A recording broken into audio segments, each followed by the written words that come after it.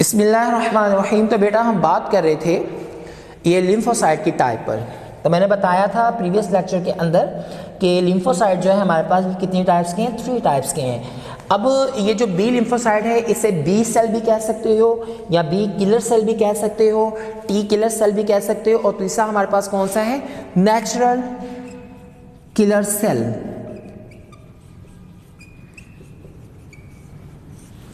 ठीक है, ये 3 टाइप के हैं। अब बी लिम्फोसाइट इसको क्यों कहा जाता है, मैंने जैसे बताया कि तुम्हारे जितने वाइट ब्लड सेल्स हैं और रेड ब्लड सेल्स हैं, चाहे वो प्लेटलेट्स हैं, सब के सब आपके बोन मैरोस के अंदर बनते हैं।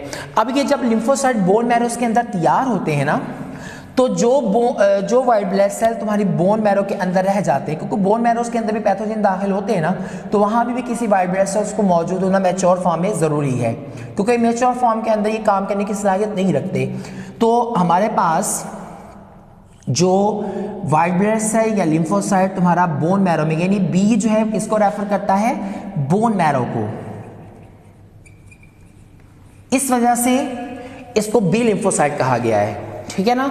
तो जो तुम्हारे बोन मैरोस के अंदर लिम्फोसाइट रहते हैं वो बी लिम्फोसाइट कहलाते हैं। बेटा कुदरत ने तुम्हारी जो चेस्ट कैविटी यानी दोनों लंग्स के दरमियान जो चेस्ट है, ठीक है ना, चेस्ट वाली तुम लोगों ने बोन देखी हुई, बिल्कुल तुम्हारे ये दरमियान में मौजूद होती है यहाँ पर, सही ना।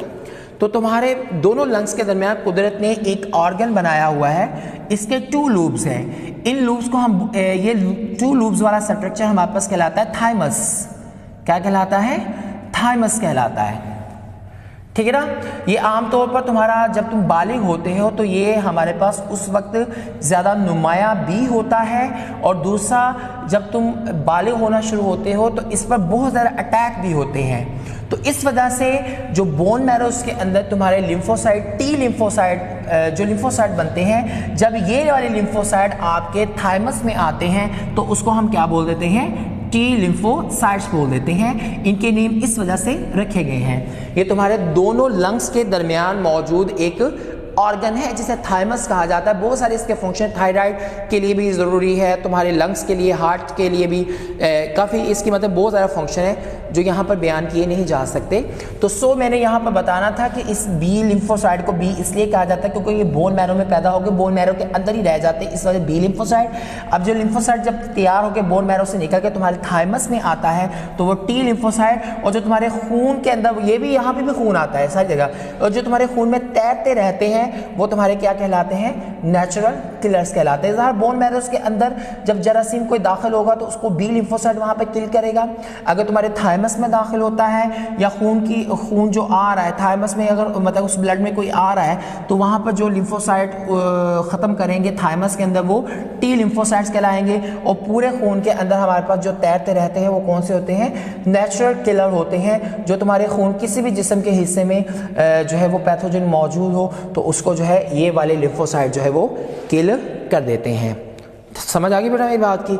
उसके बाद हमारे पास आते हैं प्लेटलेट्स।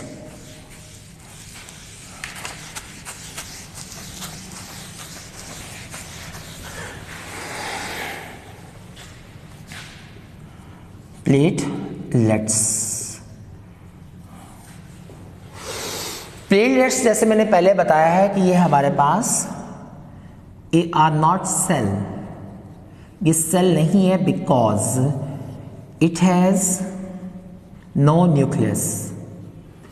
मैंने पहले बताया था कि न्यूक्लियस, साइटोप्लाज्म दोनों चीज़ें मौजूद हैं तो वो स्ट्रक्चर सेल कहलाने का हकदार है। अगर इन दोनों में से एक भी चीज़ गायब हो जाए तो वो हमारे पास स्ट्रक्चर सेल नहीं कहलाएगा। ये भी हमारे पास बोन मैरोस के अंदर बनते हैं, और बोन मैरो जब टूटते हैं तो टूटने के बाद हमारे पास ये वाले प्लेटलेट्स बनते हैं। ठीक है ना। तो प्लेटलेट्स जो है बोन मैरोस के फ्रैगमेंट्स होते हैं, बोन मैरोस के टूटे हुए हिस्से होते हैं, और इसके अंदर एक प्रोटीन होती है जिसे हम बोलते हैं फाइब्रिनोजन प्रोटीन। ये फाइब्रिनोजन प्रोटीन तुम्हारे लीवर के अंदर तैयार होती है और तुम्हारे लीवर से जो है वो किस में एंटर होती है, प्लेटलेट्स के अंदर जो है वो एंटर होती है, ठीक है ना। अब फाइब्रिनोजन प्रोटीन जो है इसका काम होता है तुम्हारा कहीं जख्म हो जाए, कोई जहाँ से खून ब्लीडिंग होना शुरू हो जाए, वहाँ पर ये वाली प्रोटीन आके टेम्परेरी सील लगा देती है। अब बेटा जैसे मैंने बताया था कि तुम्हारे रेड ब्लड सेल्स की तादाद, इस तरह तुम्हारे वाइट ब्लड सेल जो है उसकी तादाद टोटल आपकी 6000 से 7000 या बाज़ बुक्स के अंदर 7 से 8000 भी आएगा। इतनी नॉर्मल क्वांटिटी हर सूरत में मौजूद होनी ये एक नॉर्मल क्वांटिटी है। अगर इससे कम हो जाए तो तुम्हारा जिस्म बहुत सारी बीमारियों का शिकार हो जाएगा, ठीक है ना, क्योंकि डिफेंड करेगा। अगर मतलब कि इसकी मिकदार कम होना ही इस बात की अलामत है कि तुम्हारे जो जिस्म है उस पर ऐसी बीमारी ने अटैक किया कि तुम्हारे वाइट ब्लड सेल जो है उसका मुकाबला नहीं कर रहे, जिसकी वजह से इसकी तादाद क्या हो जाती है, कम। अगर इसकी नॉर्मल क्वांटिटी से, ये वाइट ब्लड सेल की मैं बात कर रहा हूँ, ठीक है, अगर नॉर्मल क्वांटिटी से एक्सीड कर जाए तो तुम्हारे जिस्म के अंदर एक प्रॉब्लम क्रिएट होती है जिसे हम बोलते हैं ल्यूकीमिया, जिसे तुम ब्लड कैंसर बोलते हो, ठीक है। इसको क्या बोला जाता है, ब्लड कैंसर। तो ब्लड कैंसर का जो है वो मेडिसिन से इलाज तो कोई नहीं है, तो आपको जो फिर ट्रांसप्लांटेशन, बोन मैरो ट्रांसप्लांटेशन करवानी पड़ती है, ठीक है ना। तो वो भी 100% जो है वो क्योर नहीं है, ब्लड आपको चेंज करवाना पड़ता है, बोन मैरो ट्रांसप्लांटेशन करवानी पड़ती है ताकि तुम्हारे जो है नॉर्मल जीन जो है वो दाखिल हो सकें। तो काफ़ी मेरा ख्याल इतना वाइट ब्लड सेल्स के बारे में। तो बात कर रहा था प्लेटलेट्स जो है इसमें जो न्यूक्लियस नहीं होता, इसमें फाइब्रिनोजन प्रोटीन जो है ये तुम्हारे लीवर में तैयार होकर दाखिल होती है। तो इसका काम है तुम्हारा कहीं वॉन्ड हो जाए, कोई जख्म आ जाए, कोई इस इंजरी हो जाए, खून निकलना शुरू हो जाए, तो उसको जो है क्या कर लेता है, ये उस पर टेम्पोररी सील लगा के तुम्हारा ब्लड जो है वो सेल से बाहर निकलने के लिए ये बंद कर देता है। तो इसकी नॉर्मल जो क्वांटिटी है आपकी 50,000 से 2,50,000 तक जो है नॉर्मल है, ठीक है ना। और प्लेटलेट्स का जहाँ काम तुम्हारे खून को जमाना, तो दूसरा देखिए तुम्हारे खून के अंदर थिकनेस भी लाता है, जिसकी वजह से तुम्हारा ब्लड जो है ब्लड कैपिलरीज के अंदर से बाहर निकल नहीं पाया, चाहे जितना हमारी ब्लड प्रेशर इंक्रीज भी हो जाए, तो ये कभी भी प्लेटलेट्स जो है वो थिकनेस होने की वजह से ब्लड जो है इनकी बदौलत तुम्हारे ब्लड कैपिलरीज के अंदर से नहीं निकल सकता। ये इसकी नॉर्मल क्वान्टिटी है।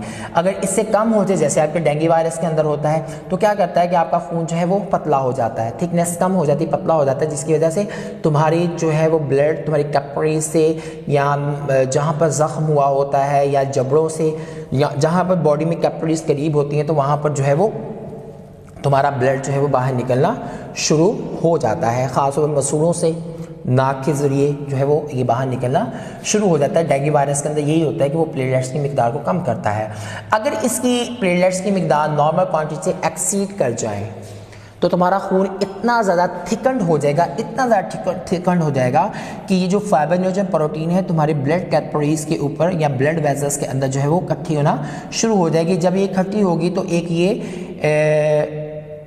ऐसे कंपाउंड में बदलेगी जिसे हम बोलते हैं फिब्रिन। जब फाइब्रिनोजन प्रोटीन फिब्रिन फॉर्म में आती है तो ये इनसॉल्युबल कंपाउंड है। जब यही फिब्रिन जो है फाइब्रिनोजन की फॉर्म में जाती है तो ये सॉल्युबल हो जाती है। तो जब ये तुम्हारे यहाँ जमती है तो फ़ौरन ये किसमें चेंज हो जाती है, फिब्रिन में। फिब्रिन जैसे जैसे आपकी ब्लड वेसल्स पे जमती जाएगी तो ब्लड वेसल्स के अंदर रास्ता क्या होता जाएगा, कम होता जाएगा, खून जो है वो आसानी से गुजर नहीं पाएगा, जिसकी वजह से आपको कार्डियोवैस्कुलर जो है वो डिसऑर्डर होना शुरू हो जाएंगे। तो हमारे पास वहाँ रेड ब्लड सेल्स ऐसे हैं कि जिसकी नॉर्मल क्वांटिटी एक्सीड भी कर जाए तो कोई इतना प्रॉब्लम क्रिएट नहीं होता, उसको आप हिजामा के ज़रिए जो है बाहर निकलवा सकते हैं। लेकिन वाइट ब्लड सेल्स एक्सीड कर जाएँ या फिर आपके रेड प्लेटलेट्स एक्सीड कर जाए नॉर्मल क्वांटिटी से, ये दोनों जो है ख़तरनाक किस्म की बीमारियाँ तुम्हारे जिस्म के अंदर जो है वो क्रिएट कर सकते हैं। तो ये आप लोगों के जो प्लेटलेट्स हैं इसे मेगा कैरियोट्स भी कहा जाता है, ठीक है ना। तो नेक्स्ट हमारे पास जो तुम्हारा टॉपिक है वो है सिस्टमेटिक एंड पल्मोनरी सर्कुलेशन। ये वैसे हार्ट के बाद आता है लेकिन मैं यहीं पे करवा रहा हूं तुम लोगों को, ठीक है। Systematic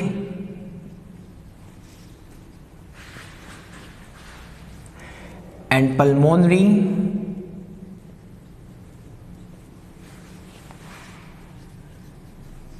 circulation. ठीक है, ये नेक्स्ट तुम लोग का ये वाला टॉपिक है। अब तुम लोगों ने एक बात पढ़ी होगी बेटा, ये लाइट ऑफ होगी तो उसके बाद बाकी हम बात करेंगे। ठीक है।